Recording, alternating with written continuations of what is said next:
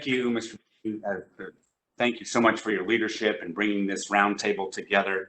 Obviously, your work helps us highlight how disastrous the president's tax agenda really is for American families, farmers, ranchers, small businesses, literally the entire economy. And this proposal, the Democrats' proposal to repeal stepped-up basis, encapsulates everything wrong with their entire tax agenda. They propose doubling the capital gains rate at nearly 40% in the name of so-called fairness, rather than prioritizing economic growth or even revenue. And they've included repealing this stepped-up basis and taxing capital gains at death in their proposal to force people to pay capital gains taxes, because they know that their confiscatory capital gains rate alone will create lockout that stops economic activity, which would actually reduce revenue.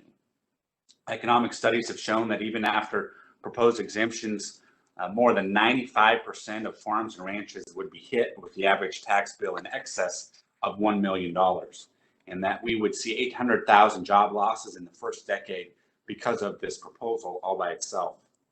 The last three economic hearings held in the Ways and Means Committee, a tax subcommittee hearing on taxing the so-called rich, a joint tax and oversight hearing on IRS enforcement, and our annual budget hearing with Secretary Yellen have all focused on Democrat efforts to tax and audit small businesses, farmers, and ranchers. The primary takeaway from each of these hearings has been bipartisan concern, actually, about the effect of repealing stepped-up basis on family farms and businesses across the country.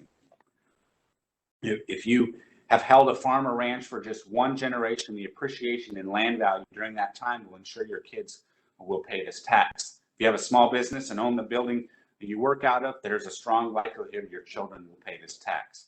If you're a first-generation homeowner and have been saving for retirement in major suburbs like Long Island or Orange County, California, hoping to accrue a little wealth to pass on to your kids, there's a decent chance they will wind up paying this backdoor death tax.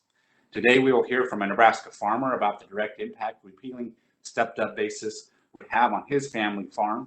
Don Batie and his wife Barb live and work on a family farm northeast of Lexington, Nebraska, in the central part of our state. His great-grandfather actually immigrated to Plum Creek, Nebraska in 1873, actually settling the land under the Homestead Act, and Don and Barb live on that tree claim, which was filed in 1879. For generations, their family has worked first to settle the West, then to continue working the land to feed their neighbors, their fellow Americans, and help feed the world.